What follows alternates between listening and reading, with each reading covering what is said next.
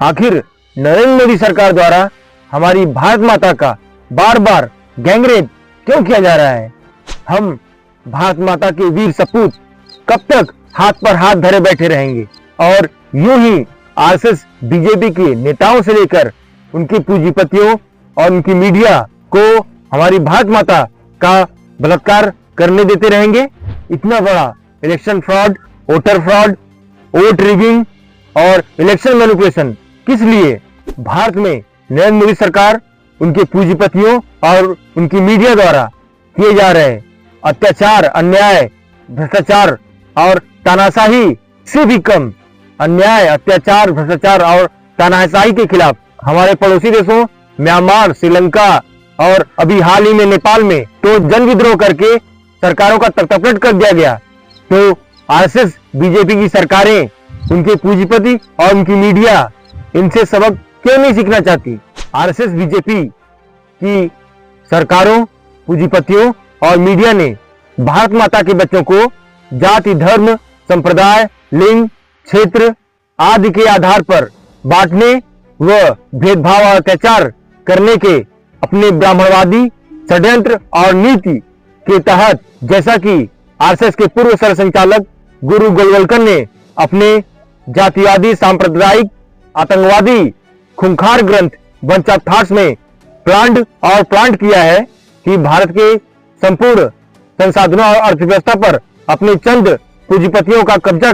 करने के बाद देश और समाज पर वेद, पुराण, स्मृति, मनुस्मृति से लेकर रामायण, महाभारत, भगवद गीता, रामचरित मानस जैसे ब्राह्मण धर्म शास्त्रों द्वारा प्रतिपादित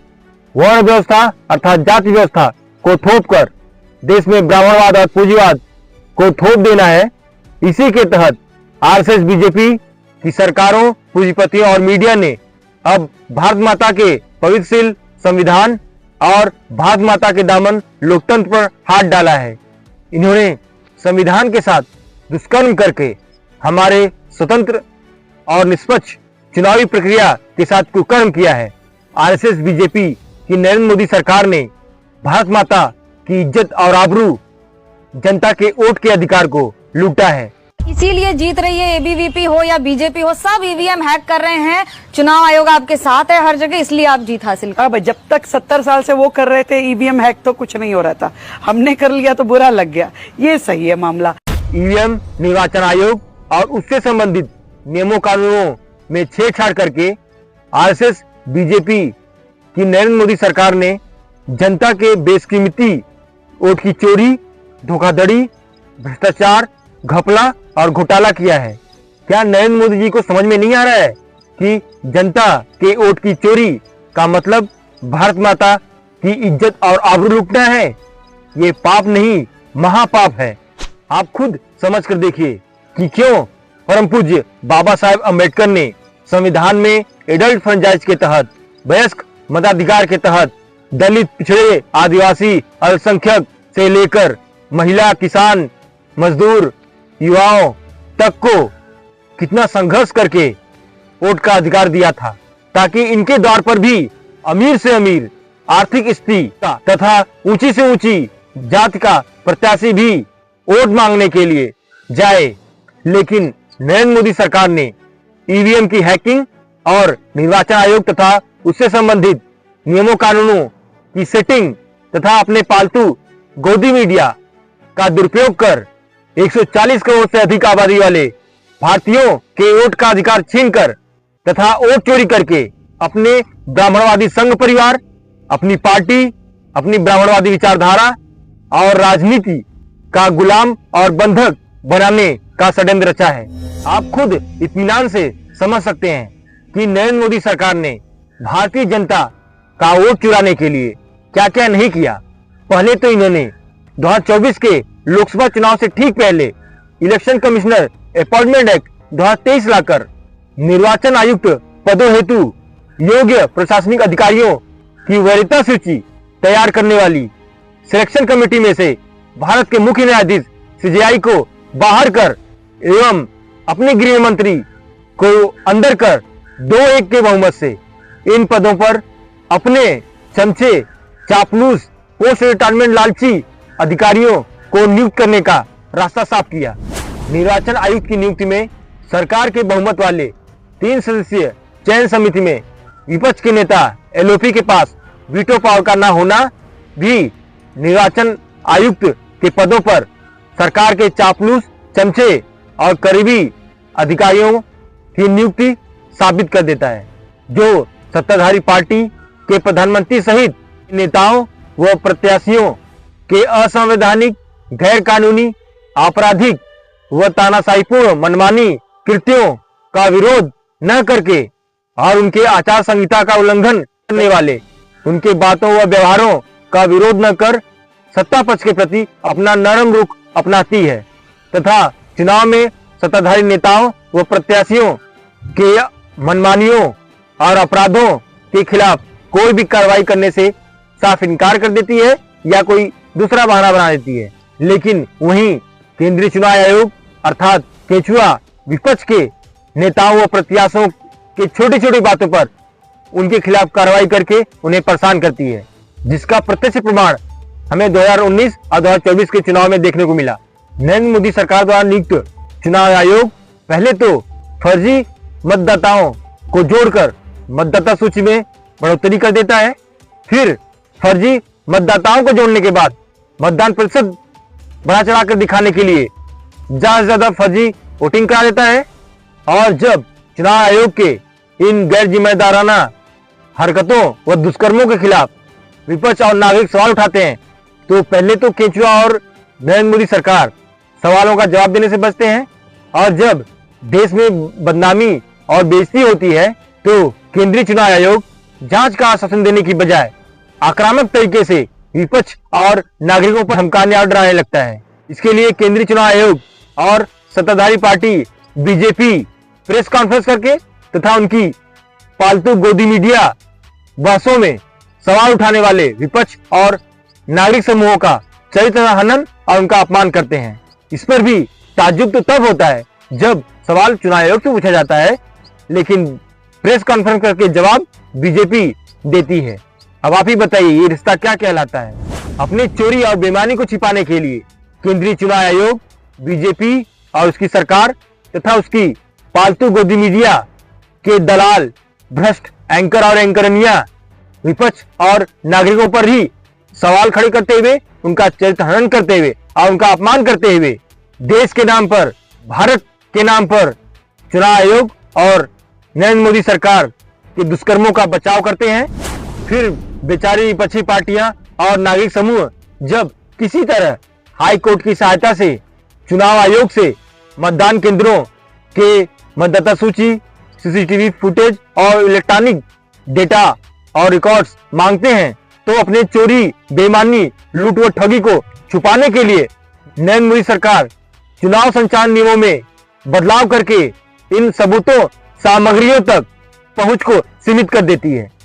इस प्रकार ये हमारी भारत माता के साथ कर रहे दुष्कर्मों को छुपाने के लिए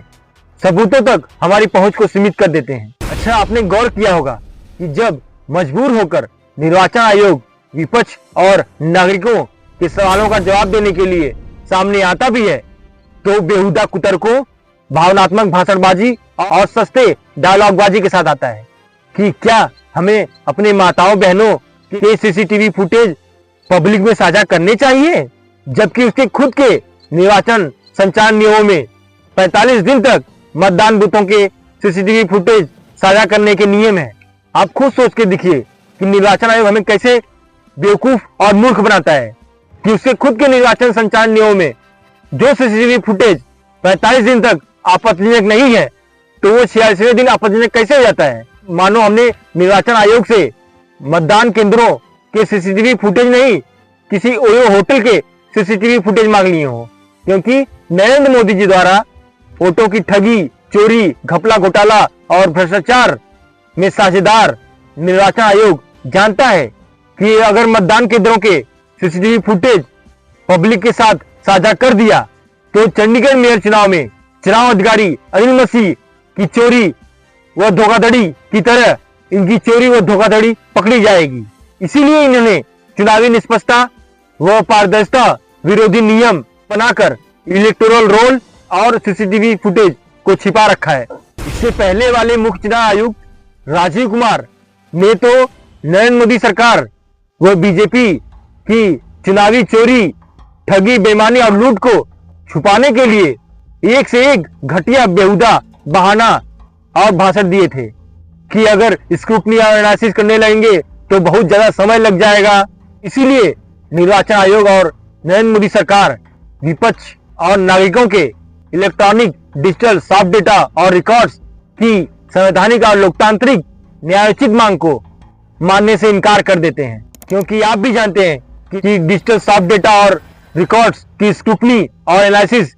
ज्यादा जल्दी और एक्यूरेट होती है। इसीलिए जब निर्वाचन आयोग से विपक्ष और नागरिक सॉफ्ट डेटा मांगते हैं तो निर्वाचन आयोग उन्हें सॉफ्ट डेटा देने से इनकार कर हार्ड डेटा थमा देता है। यहाँ तक कि कर्नाटक की सीआईडी ने भी अपने यहाँ चुनावी गड़बड़ियों की जांच करने के लिए निर्वाचन आयोग से इलेक्ट्रॉनिक डेटा और रिकॉर्ड्स मांगे हैं, लेकिन बेशर्म, बेईमान केचुआ है कि टाल मटोल कर रहा है। अब रही बात ईवीएम की विश्वसनीयता की, तो भारत में कई बीएलओ ने भी ईवीएम मशीनों पर सवाल उठाया है कि सभी खराब मशीनों के कोई भी बटन दबाने पर सिर्फ भाजपा के कमल निशान पर ही वोट क्यों जाता है। कोई भी खराब मशीन भाजपा के अलावा किसी दूसरी पार्टी को वोट क्यों नहीं देती।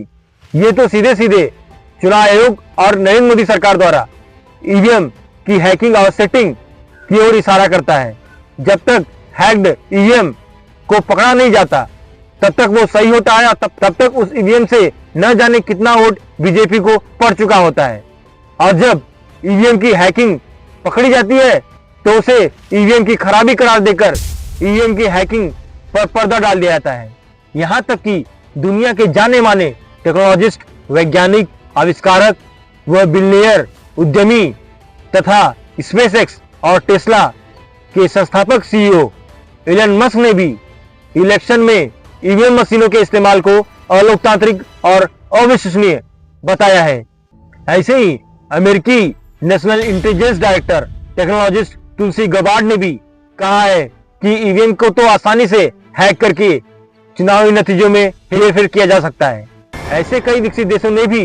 जिन्होंने ईवीएम का आविष्कार किया ने भी अपने यहाँ चुनाव में ईवीएम के इस्तेमाल को त्याग दिया है तथा पुनः अपने यहाँ बैलेट पेपर से चुनाव करवा रहे हैं। हमारे देश में भी विपक्ष सहित 90% भारतीय जनता राष्ट्रपति, उपराष्ट्रपति, राज्यसभा चुनाव की तरह ईवीएम हटाकर बैलेट पेपर से चुनाव की मांग कर रही है। लेकिन हमारे यहाँ जापान से ईवीएम पार्ट्स आयात करने वाली नरेंद्र मोदी सरकार को न जाने क्यों ईवीएम से इतना लगाव है, फिर इलेक्ट्रॉनिक डेटा देने से इनकार क्यों? आप कमेंट में अपना जवाब जरूर बताएं। भारत में ईवीएम मशीनों के election fraud, election manipulation, voter rigging, EVM hacking और चोरी के खिलाफ आवाज उठाने वाले और देश को जागरूक करने वाले प्रमुख हस्तियों में वामसे प्रमुख मानवर वामन मेश्राम साहब, बसपा सुप्रीमो बहन मायावती जी, सपा प्रमुख अखिलेश यादव जी और कांग्रेस महासचिव राहुल गांधी जी का नाम विशेष रूप से लिया जाता है। भाजपा सरकारों के जनता समर्थक पत्रकारों के खिलाफ आतंक और इनके पालतू गोदी मीडिया के चाटुकारिता के कारण ही आज प्रेस फ्रीडम इंडेक्स में भारत की रैंकिंग 180 देशों में 191 पायदान तक गिर चुकी है और भारत को वेरी सीरियस कैटेगरी में क्लासिफाइड किया गया है। आरएसएस के पूर्व सरसंचालक गुरु गोलवलकर के आतंकी ब्राह्मण ग्रंथ बंच ऑफ थॉट्स पर चलते हुए बीजेपी की नरेंद्र मोदी व अन्य सरकारें लोकतंत्र के सभी स्तंभों और संस्थाओं पर ब्राह्मणवाद तथा भारत के अर्थव्यवस्था पर अपने पिट्ठू करीबी पूंजीपतियों का आधिपत्य स्थापित करते हुए भारत पर ब्राह्मणवाद और जातिवाद और पूंजीवाद स्थापित करने के लिए नरेंद्र मोदी सरकार जीतोड़ काम कर रही है, जिसमें वह काफी हद तक सफल भी हो गए हैं। इसीलिए नरेंद्र मोदी सरकार ने नीति निर्माण करने वाले कैबिनेट सचिवों से लेकर पॉलिसी इंप्लीमेंटेशन करने वाले सचिवों तक हर जगह ब्राह्मण अधिकारियों की नियुक्ति की है। तो वहीं अडानी अंबानी जैसे अपने करीबी पूंजीपतियों को यूपी के अयोध्या में सेना की जमीन से लेकर छत्तीसगढ़ में हसदेव का पूरा जंगल देने तक तथा बिहार में 10,000 पेड़ों की हत्या करके 1,000 एकड़ जमीन से लेकर आसाम में 3,000 बीघा सार्वजनिक जमीन संपत्ति और संसाधनों को औने पौने दाम में देकर देश को और उसकी अर्थव्यवस्था को अपनी पूंजीपतियों का गुलाम और बंधक बना दिया है। आपको तो याद ही होगा कि अभी हाल ही में पहलगाम आतंकी हमले के बाद ऑपरेशन सिंदूर के दौरान हुए भारत पाक युद्ध में अमेरिका में अडानी को जान से बचाने के लिए ही ट्रंप के सामने झुकते हुए नरेंद्र मोदी जी ने सीजफायर कर दिया था। और अब लद्दाख में लिथियम भंडार और सौर ऊर्जा संसाधनों को अडानी अंबानी को देने के लिए नरेंद्र मोदी सरकार ने वहां के वैज्ञानिक, पर्यावरणविद, जलवायु एक्टिविस्ट, शिक्षाविद और देश के लिए मैग्सेसे अवार्ड सहित विष्णु अवार्ड लाने वाले सोनम वांगचुक को देशद्रोही कानून NSA लगाकर जेल में डाल दिया गया है कि उन्होंने अडानी और चाइना के खिलाफ आवाज क्यों उठाई। सोचिए, नरेंद्र मोदी जी की बीजेपी सरकार में जनता की आवाज उठाने वाले उमर खालिद जैसे स्कॉलर बिना ट्रायल के सालों से आज जेल में हैं, और वहीं राम रहीम जैसे बलात्कारी और मालेगांव आदि जगहों पर बम ब्लास्ट करके भारतीयों की हत्या करने वाले आतंकी देश में आजाद घूम रहे हैं और संसद में चुनाव लड़कर सांसद बन रहे हैं। यही तो मोदी जी का करिश्मा है। वाह मोदी जी वाह, मोदी है तो मुमकिन है, क्योंकि अब तो इन्हें ईवीएम और चुनाव आयोग के सहायता से जनता के वोट की कोई डर और फिक्र है नहीं। अब संवैधानिक तरीके से जनता सरकार को दंडित कर ही नहीं सकती, क्योंकि उसके वोट के अधिकार को ईवीएम और चुनाव आयोग के द्वारा हड़प लिया गया है। इसीलिए अभी हाल ही में बरेली में आई लव मोहम्मद का पोस्टर लेकर धरना प्रदर्शन करने पर बहुजन मूल निवासी मुस्लिमों के खिलाफ लाठीचार्ज और गोलीचार्ज किया गया। सोचिए, यही मुस्लिम भाई जब पूर्व में दलित, पिछड़े, आदिवासी थे तो इन्हीं के ब्रह्मवादी पूर्वजों ने कितना अत्याचार और अन्याय किया था कि वो आज धर्मांतरण करके मुस्लिम, ईसाई आदि धर्मों में चले गए। नरेंद्र मोदी सरकार सहित भाजपा सरकारें ब्राह्मणवाद और पूंजीवाद के गठबंधन द्वारा देश में जितना जनता के हकों अधिकारों के साथ अत्याचार, अन्याय, बलात्कार, चोरी, लूट, ठगी, भ्रष्टाचार और तानाशाहीपूर्ण दुष्कर्म कर रही है, इससे भी कम अत्याचार और भ्रष्टाचार पर अभी हाल ही में नेपाल में सरकार के खिलाफ जन विद्रोह कर तख्तापलट कर दिया गया। तो क्या ईवीएम हैकिंग और निर्वाचन आयुक्तों की सेटिंग के बाद बीजेपी सरकारों को जनता के मताधिकार और उस पर आधारित आंदोलनों का थोड़ा भी फिक्र नहीं है? तो कम से कम आरएसएस बीजेपी की सरकारों को जन विद्रोह का तो डर होना चाहिए। देश में व्याप्त संकट और ऐसे नाजुक वक्त में फिल्मी जगत और खेल जगत की हस्तियों द्वारा भारत माता के संविधान और लोकतंत्र के साथ आरएसएस बीजेपी सरकारों द्वारा किए जा रहे सामूहिक बलात्कार के खिलाफ आवाज न उठा पाना आरएसएस बीजेपी सरकारों के आतंक को दर्शाता है, जिससे चिंतित होकर शहीद आजम भगत सिंह भी कहे थे कि हम नहीं चाहते कि गोरे अंग्रेजों की गुलामी से आजादी के बाद हम भारतीय काले अंग्रेजों के गुलाम हो जाएं। लेकिन सरदार भगत सिंह विरोधी आरएसएस बीजेपी सरकारों ने ईवीएम हैकिंग और निर्वाचन आयोग तथा उससे संबंधित नियमों कानूनों की सेटिंग के द्वारा हमारे वोट करने की आजादी और दंड दोनों को हड़प कर अपनी कठपुतली बना हिंदुओं सहित ज्यादातर भारतीयों को अपना अंधभक्त, गुलाम और बंधक बना लिया है। देश और उसके लोकतंत्र पर आने वाले ऐसे खतरनाक संकट से परम पूज्य बाबा साहेब अम्बेडकर ने भी हमें पहले ही आगाह कर दिया था कि संविधान कितना भी अच्छा क्यों न हो, अगर उसे अमल में लाने वाले लोग बुरे होंगे तो संविधान अंततः बुरा साबित होगा। और उनके इस चिंता को नरेंद्र मोदी सहित आरएसएस बीजेपी सरकारों ने सही साबित कर दिया। जैसे ये लोग संविधान और उसके नियमों कानूनों के साथ बलात्कार कर संवैधानिक संस्थाओं की निष्पक्षता और स्वायत्ता छीनकर लोकतंत्र का गला घोंटकर हम और हमारी भारत माता के साथ ये बलात्कार कर रहे हैं। इन्हें भारतीय जनता के वोट और आंदोलनों का डर नहीं है, तभी तो ये आराम से पेपर लीक, पेपर चोरी, आरक्षण चोरी, इंटरव्यू चोरी, नौकरी चोरी, वोट चोरी से लेकर कमीशन खोरी, भूमि चोरी आदि जैसे अपराध कर रहे हैं और भारत माता को लूट रहे हैं। लेकिन नरेंद्र मोदी सहित आरएसएस बीजेपी कि नेताओं, सरकारों, पूंजीपतियों और मीडिया को ये सनद रहे कि हम भारत माँ के 140 करोड़ वीर, बहादुर, स्वाभिमानी, स्वतंत्रता प्रेमी, देश प्रेमी बेटे और बेटियां बेगैरत, मक्कार, गद्दार, नामर्द और कायर नहीं है। हम भगवान बुद्ध, सम्राट अशोक, स्वामी विवेकानंद, रैदास, कबीर, नानक, दादू, फूले, गांधी, अंबेडकर, भगत सिंह, शिवाजी महाराज, सावित्रीबाई फूले, फातिमा शेख, राणा प्रताप, सरदार पटेल आदि भारत के महान विभूतियों की औलादे हैं। आप ज्यादा देर तक हमें मूर्ख, गुलाम और बंधक नहीं बना पाओगे। हम अहिंसावादी, संविधानवादी हैं, इसलिए हमें कमजोर न समझा जाए। हमारी भारत माँ और उसकी इज्जत, संविधान और आबरू, लोकतंत्र पर कोई भी आंच आई तो हम उसका जवाब ईंट के बदले पत्थर से देंगे और भारत के एक भी व्यक्ति पर हमला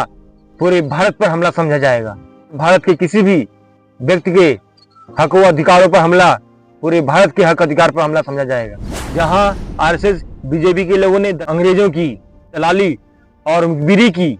वहां हमारे पूर्वजों ने लड़कर हमें आजादी और हमारे अधिकार दिलाए हैं। हम अपने देश के महान स्वतंत्रता सेनानियों और क्रांतिकारियों के त्याग, समर्पण, कुर्बानी और बलिदान को आरएसएस, बीजेपी की सरकारों,